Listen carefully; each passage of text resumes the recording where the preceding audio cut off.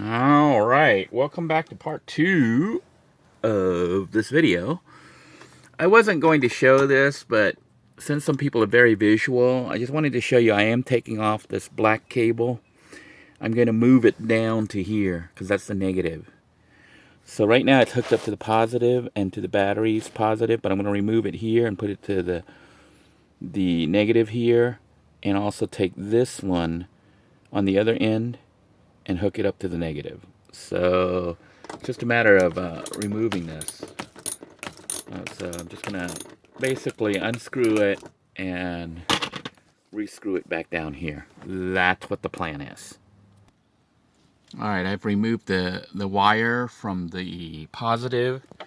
So now I'm gonna go ahead and remove the other wire on the other end. That way nothing's hooked up.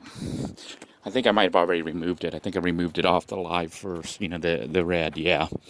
So this is the other end of it, and what I did was I removed it off this one. So what I'm going to do at this point is I'm going to hook this negative to this negative out here on the vehicle. So basically I'm moving the black wire to the black, and I'm going to wire a new one for the red. At least that's the plan. So we'll see what happens. So what I'll do is remove this nut and then hook this guy up over here to the negative. This is what my plan is. We'll see what happens. As you can see, I've installed the negative here, and I'm just going to screw this in to place here. So the negative is coming from the inverter. This line right here is the negative on the inverter. I'll tighten this down later, but for now, negative is here. So I'm going to go to the other end and hook up the negative on the other end, and then I'm going to run the positive line. So here then is the other end, and what I'm going to do is basically run it from here to the negative. But I think before I do that, I'm going to go ahead and recrimp this using the crimper. Matter of fact, I'm going to recrimp the other end as well. So the one I just bolted down, I'm going to unbolt and use the crimper, because this was done with pliers. And I don't know if you saw the issues I was having on Little Blue because I used pliers instead of crimpers. And the tip was coming off. So I'm going to crimp this down using the crimper as soon as I can find it. You can see the crimper has different settings and stuff like that. This is a 10 gauge wire, so I'm going to put it in here. You know, that yellow part right there where it connects with, and then press down real hard to get that to crimp down. So I'm going to do this end before I screw it in, and then I will do the outside as well.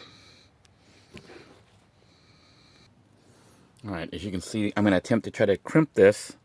So basically, I'm just going to press down on this really hard, but it's going to require two hands, me pressing at full strength, so I won't be able to film and do this.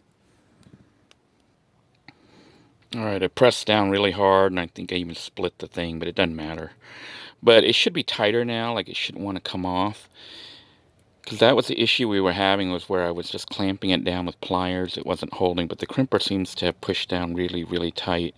So what we're going to do is actually go outside and crimp the outside cable as well. But in the meantime, I am going to go ahead and attach this right here to this guy by removing the nut there and then screwing this into place, or bolting it into place. I basically removed the screw in the washer, or the nut in the washer, and I'm putting the eyelet right on top of the metal. Then it's got a little washer, and a little tiny washer, and a hex nut. That's what I'm going to put on. So I'm going to put on the washer first, then the little washer, and then the hex nut. Oh, I think we're still filming. All right, the washers are in place, the nut is in place. Now it's just a matter of tightening it down, and then crimping the outside part of it, you know, the other end, and then we're going to start on the positive line. All right, now it's time to do the outside one, so I'm going to undo this for a minute here. Basically, we're going to recrimp this using the tool, just so that I make sure that it's tight. So I'm just going to remove that and then just clamp down on this and crimp it, and then we'll screw it back in, or bolt it back in rather. Alright, I put everything back together, and now it's just a matter of tightening it. So I got it nice and tight. So our negative is hooked up right now, and what I need to do is run the positive line. I've got to make put another eyelet on the red one, and then you know, we're going to go ahead and run it through.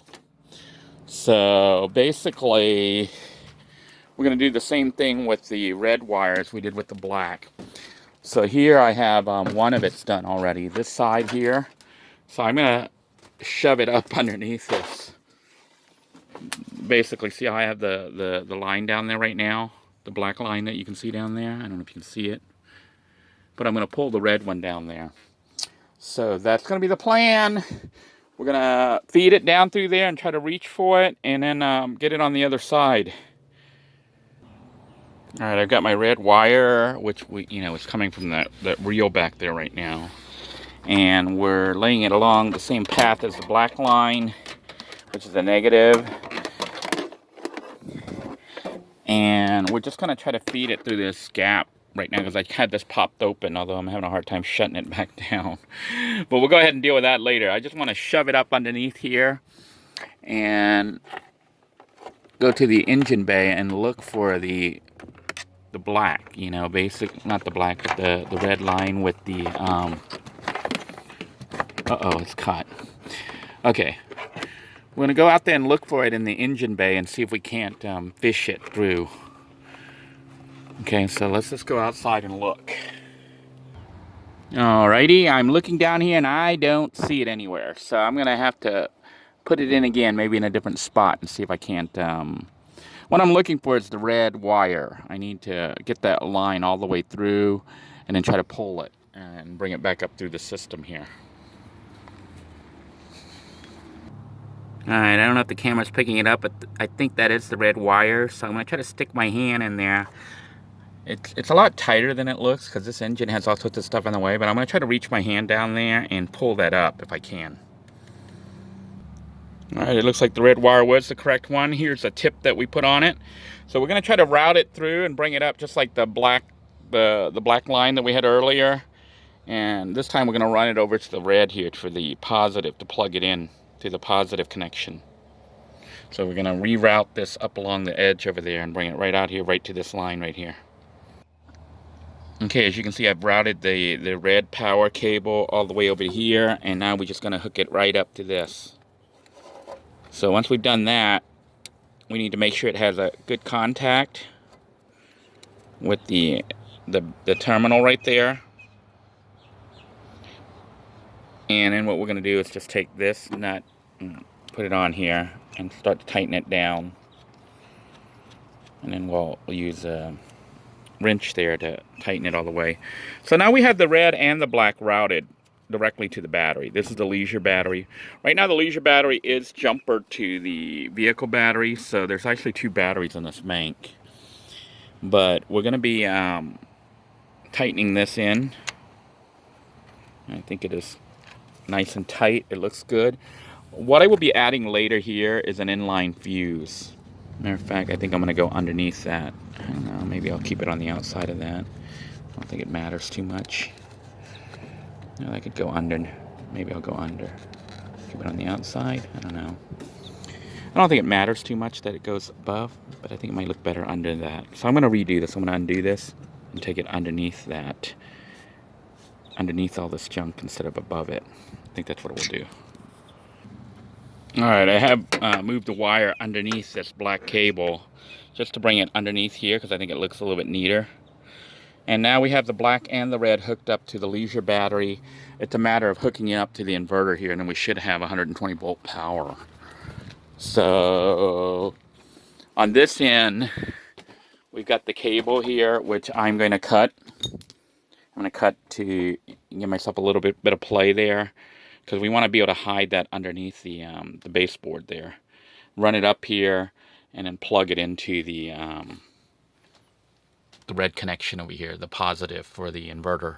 And then that will give me, basically this inverter is running off the vehicle's leisure battery, which is stored in the under the hood. All right, I've cut the wire to hopefully the right length. And what we're going to do is strip it and then wire it right into this section right here. It may spark a little bit when I connect it. So we'll see what happens here. I'm going to wire it and hook it up right here. And that should do it. That should give us a positive and a negative connection, which would allow me to have 120 volts right now. All right, I've hooked up the red wire and the black wire is already hooked up. And as predicted, there was a little bit of a spark when I hooked it up, but it's all right. I didn't get hurt. Really, I should have probably disconnected the battery and hooked the battery up last. That probably would have been a better way to do it, but oh well. This is why they don't want the inverter next to the battery. It could blow up and spark out. Okay, so we got it tight now. And because we had a spark, I know the line is live. Okay, it's tight. Not super tight, but tight. We don't want it to come loose. And, okay, that means that this is live now. The system is live. Our inverter should be live, so if I turn it on, you see the green light came on. So at this point, we have 120 volt output inside the vehicle.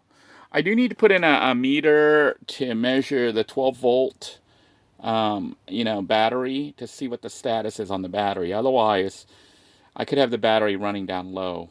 The other thing it'll allow me to do is see if it's charging back up, because my plan is to charge the vehicle up and have it charge up. So I hope you enjoyed this episode. Until next time, everyone, take care. God bless you all. If you have any comments, please don't hesitate to comment down below. Have a great day, everybody. Bye-bye now.